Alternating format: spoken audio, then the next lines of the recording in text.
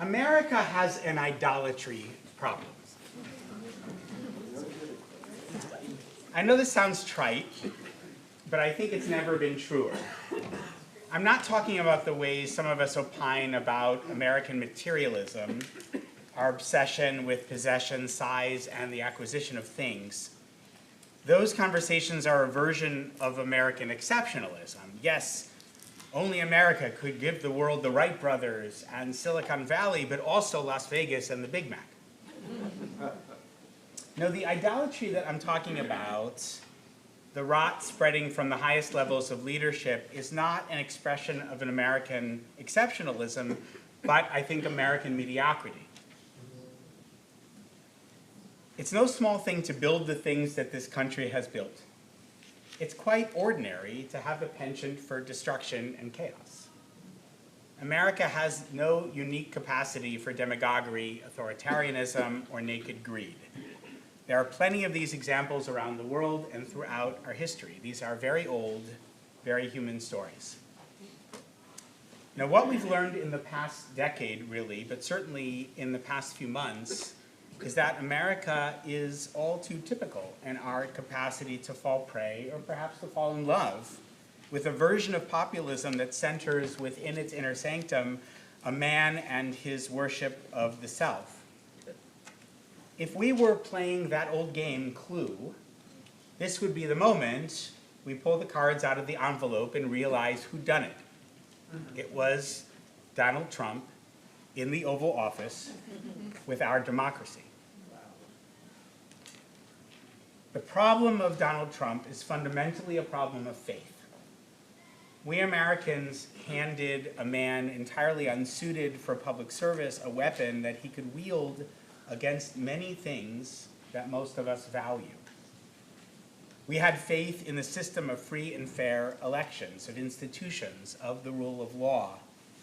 Trump, it's always been clear, worships not at the altar of the Constitution, the people, the higher ideals for which our country stands.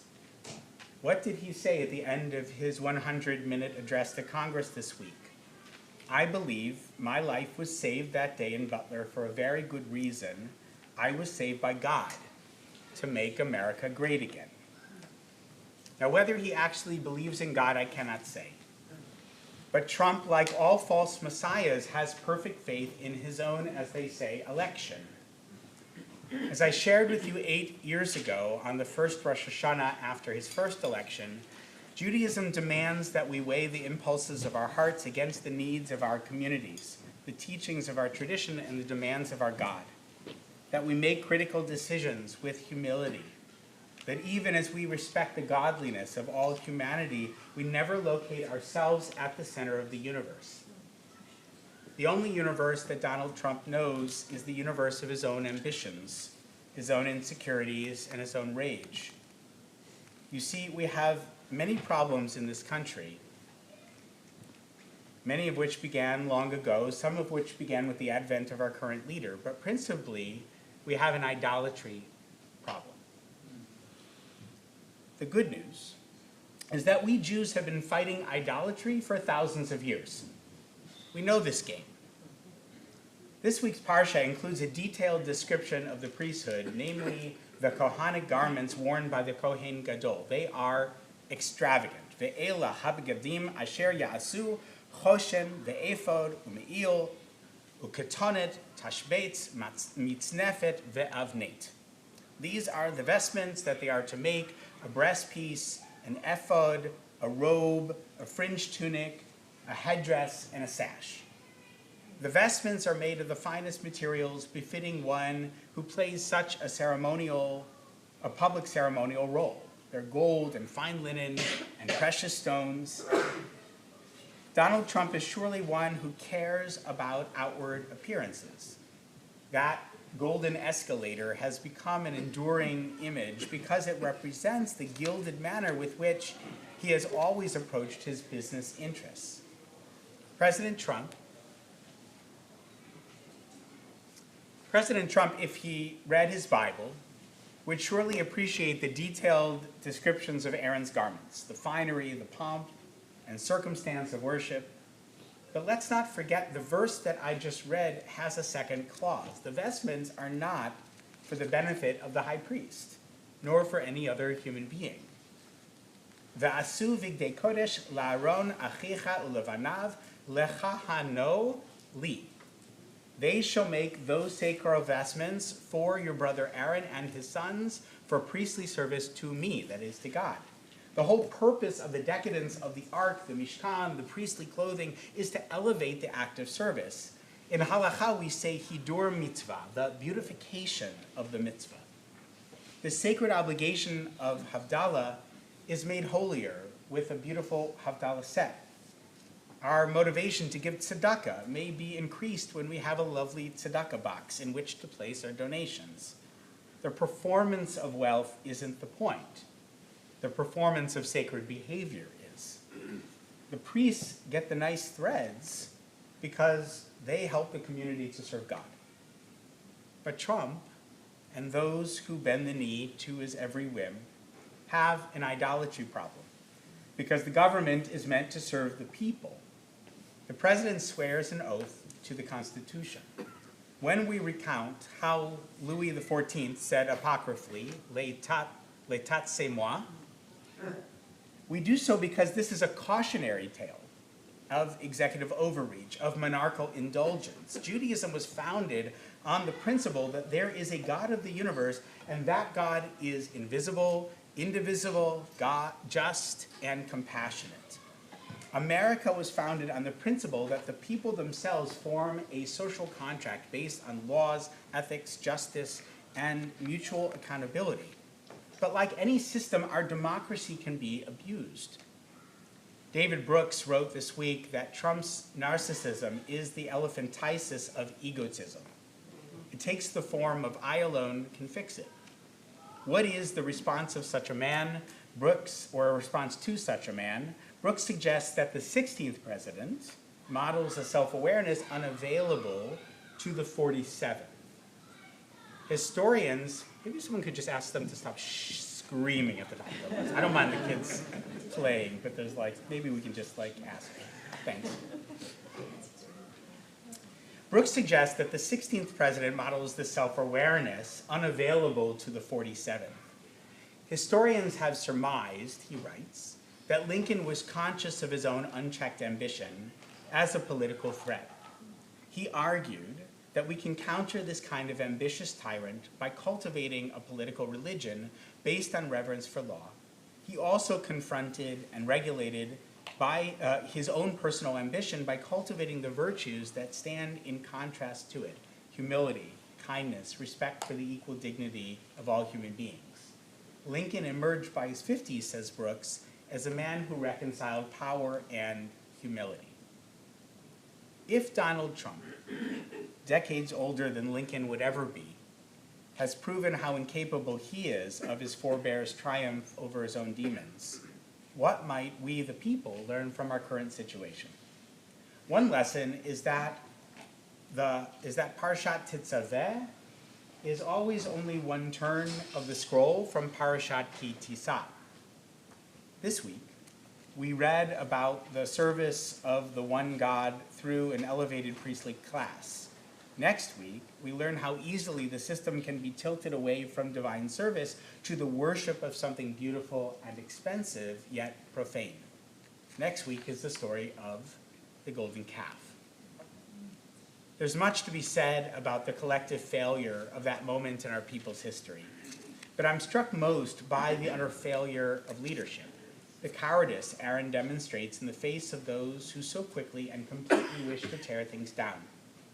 When the people come to the newly designated high priest and demand that he make them a god, Aaron doesn't even protest.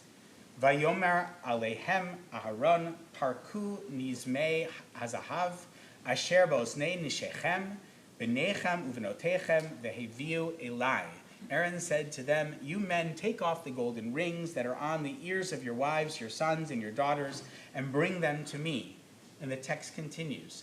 This he took from them and cast in a mold and made it into a molten calf. And they exclaimed, "This is your God, O Israel, who brought you out of the land of Egypt." It's not just that they worship a molten calf. It's not even just that Aaron is bent so quickly to their impatience and their fear. The real tragedy of this moment is that the people ascribe to this false deity their own liberation. They tell a fictional story about an imposter god. I was saved by God, said Donald, to make America great again. No, he wasn't. No, he won't. Nor has the fantasy of this past greatness ever been true. The golden calf is a fiction built on a lie, bolstered by leadership failures of the highest order. America, like the newly liberated Am Yisrael, has an idolatry problem. There's one final portion we should examine, though, if we want to fully appreciate the multivalent methodology associated with our Jewish superpower, that of identifying and defeating idols and worshiping, and those who worship them. Sometimes we have battled. Other times we've mustered our wits, marshaled our connections, leveraged our resources. At times we've endured. We've thrived even, not by ignoring the problem, but also not by giving it our full attention, by not allowing our trauma to consume us, by not giving in to despair, but insisting on the possibilities of love, of service, of humor, and of joy. How appropriate, then, that this Shabbat is also Shabbat Zachor, the Shabbat on which we prepare for next week's festival of Purim. The Midrash in Sifrei Devarim points out that Amalek's real sin is that he is godless. He serves only himself. The Song of the Sea mentions Sham'u Amim. The people of the world heard about the miracle of Kriyat Yam Suf. The word was out, but Amalek was stubborn. Lo Yirei Elohim. He still did not fear God. Notice the Hebrew word here is not Yud He Vav He, our particular God, but Elohim, that is, any God. Amalek has a serious idolatry problem. This is why Purim is such a magical holiday, though. A true villain, a worthy inheritor of Amalek's mantle, lays his genocidal ambitions bare. And to make matters more terrifying, he draws lots, Purim. What response is presented by Purim? Purim offers a technology of survival in the most challenging of circumstances. Purim is really all the things. We do fight. We do muster our wits. We do marshal our connections and leverage those resources.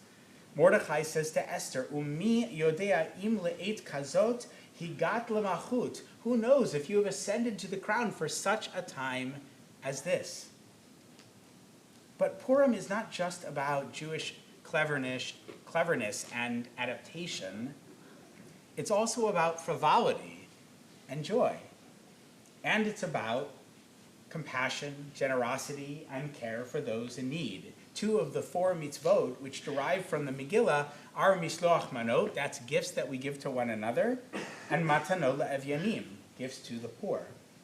The technology of Purim is not only of being equal to a challenge and defeating an enemy, it's about transcending an enemy who knows only his own ambition. We meet narcissism with empathy, cruelty with tenderness, idolatry with faith in something bigger than ourselves. America has an idolatry problem, but traditional Judaism has a solution. It's not a silver bullet. It's not even one thing. It's an arsenal. It's a technology. But all of the tools, all the components of that technology have an organizing principle, one that can be summed up in a short phrase printed on the thing after himself that Donald Trump cares about most of all. E pluribus unum.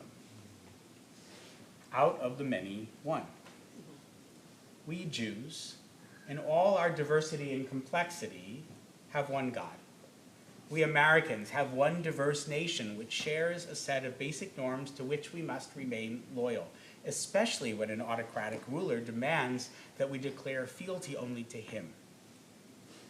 So, Chevra, this moment is only novel in our American context.